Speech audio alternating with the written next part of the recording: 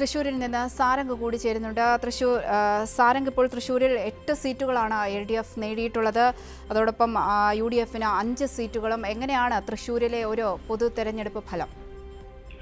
അവന്തിക, കേരളത്തെ സംബന്ധിച്ച് നോക്കുകയാണെങ്കിൽ UDFന് വലിയ രീതിയിലുള്ള വിജയം കൈവരിക്കാൻ സാധിച്ചെങ്കിലും തൃശൂർ ജില്ലയിൽ വലിയ മുന്നേറ്റം സൃഷ്ടിക്കാൻ കോൺഗ്രസിന് സാധിച്ചില്ല എന്നതാണ് വാസ്തവം.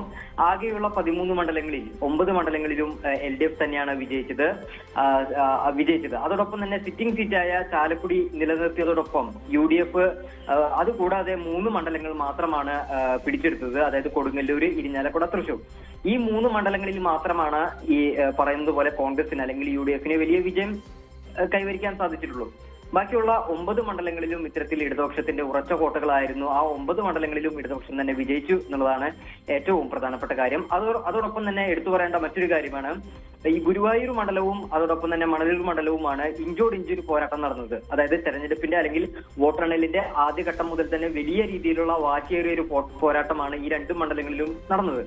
പക്ഷെ ഏറ്റവും ഒടുവിൽ 126 വോട്ടുകളുടെ ഭൂരിപക്ഷത്തിൽ TN പ്രതാപനെ LDF സ്ഥാനാർത്ഥിയായിരുന്ന പ്രൊഫസർ C രവീന്ദ്രനാഥ് തോൽപ്പിച്ചു എന്നുള്ളതാണ് പ്രധാനപ്പെട്ടത്. അതോടൊപ്പം തന്നെ ഈ ഗുരുവായൂർ മണ്ഡലത്തിലും NK അക്ബർ, LDF സ്ഥാനാർത്ഥി NK അക്ബർ വിജയിച്ചു എന്നുള്ളതാണ്. അങ്ങനെ നോക്കുമ്പോൾ ഏറ്റവും ഒടുവിൽ വലിയ പ്രതീക്ഷയോടെ തൃശൂർ ജനത ഉറ്റുനോക്കിയിരുന്ന 2 മണ്ഡലങ്ങളാണ് ഈ പറഞ്ഞതുപോലെ തന്നെ ഗുരുവായൂരും അതോടൊപ്പം തന്നെ മണലൂരും. ഈ 2 മണ്ഡലങ്ങളിലും ഇടതുപക്ഷത്തിന് വലിയ രീതിയിൽ വിജയിച്ച് കയറാൻ സാധിച്ചു എന്നുള്ളത് ഏറ്റവും എടുത്തു പറയേണ്ട ഒരു കാര്യം തന്നെയാണ്. ബാക്കിയുള്ള ഒരു 4 മണ്ഡലങ്ങൾ മാത്രമാണ് UDFന് പിടിച്ചെടുക്കാനായിട്ടുള്ളത്. അതോടൊപ്പം തന്നെ വലിയ രീതിയിൽ വർഗീയ പരാമർശം നടത്തിയ ഒരു വ്യക്തിയായിരുന്നു B ഗോപാലകൃഷ്ണൻ ഗുരുവായൂരിൽ. പക്ഷെ ഗോപാലകൃഷ്ണൻ ഗുരുവായൂരിൽ 3ാം സ്ഥാനത്തേക്ക് തള്ളപ്പെട്ടു എന്നുള്ളതും പ്രത്യേകതയുള്ള കാര്യമാണ്. എന്തായാലും ഇടതുപക്ഷത്തെ സംബന്ധിച്ചോളം, തൃശ്ശൂരിലെ ഇടതുപക്ഷത്തോളം സംബന്ധിച്ചിടത്തോളം ഇടതുപക്ഷത്തിന് യാതൊരു വിധത്തിലുള്ള കോട്ടവും തട്ടിയിട്ടില്ല. ഇടതുപക്ഷത്തിന്റേതായിട്ടുള്ള ഉറച്ച മണ്ഡലങ്ങൾ അത് എടുത്തു പറയുകയാണെങ്കിൽ ചേലക്കര, കുന്നംകുളം, വടക്കാഞ്ചേരി, ഒല്ലൂര്, നാട്ടിക, കയ്പമംഗലം, ഈ മണ്ഡലങ്ങളിലൊക്കെ തന്നെയും മികച്ച ഭൂരിപക്ഷത്തോടെ ഇടതുപക്ഷത്തിന് വിജയം കൈവരിക്കാൻ സാധിച്ചു. അതിൽ ഈ വടക്കാഞ്ചേരി മണ്ഡലത്തിൽ 2ാം തവണയാണ് ഈ സേവ്യർ ചിറ്റിലപ്പള്ളി അധികാരത്തിൽ വരുന്നത്. അതോടൊപ്പം തന്നെ കുന്നംകുളം മണ്ഡലത്തിൽ 3ാം തവണയാണ് AC മൊയ്തീനും എത്തുന്നത്. K രാജൻ വീണ്ടും 3ാം തവണ തന്നെ ഉള്ളൂർ മണ്ഡലത്തിൽ എത്തിയിരിക്കുന്നു എന്നുള്ളതാണ് ഏറ്റവും പ്രധാനപ്പെട്ട കാര്യം. നമുക്കറിയാം, K രാജനെ സംബന്ധിച്ചിടത്തോളം വയനാട് വിഷയവുമായി ബന്ധപ്പെട്ട് വലിയ രീതിയിൽ കുറ്റപ്പെടുത്തലുകളും കാര്യങ്ങളൊക്കെ ഉണ്ടായിരുന്നു. കൂലിപ്പണിക്കാരൻ എന്നൊക്കെയുള്ള രീതിയിൽ അദ്ദേഹത്തെ ആളുകൾ വിലയിരുത്തി അല്ലെങ്കിൽ പറഞ്ഞു. ഏറ്റവും ഒടുവിൽ അദ്ദേഹം തന്നെ മറുപടി നൽകുന്നുണ്ട്. ഒല്ലൂരിൽ നിന്ന്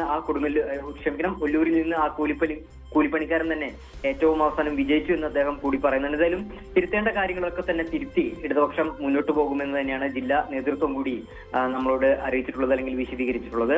തൃശ്ശൂർ ജില്ലയെ സംബന്ധിച്ചിടത്തോളം ഇടതുപക്ഷത്തിന് യാതൊരു വിധത്തിലുള്ള കോട്ടവും തട്ടിയിട്ടില്ല. അവന്തിക, സാരംഗ് നേരത്തെ സൂചിപ്പിച്ചതുപോലെ ഈ ഗുരുവായൂർ ഈ ഗോപാലകൃഷ്ണൻ ഈ വർഗീയ പരാമർശവും ഈ ഫ്ലെക്സ് ബോർഡൊക്കെ സ്ഥാപിച്ചതാണ്. ഇനി ഒരു മാറ്റം വരണമെന്നൊക്കെ പറഞ്ഞ് ഇവിടെ ശ്രദ്ധേയമായൊരു കാര്യം, BJPക്ക് ഒരു സീറ്റ് പോലും അവിടെ ഓപ്പൺ ചെയ്യാൻ സാധിച്ചിട്ടില്ല എന്നതാണ്.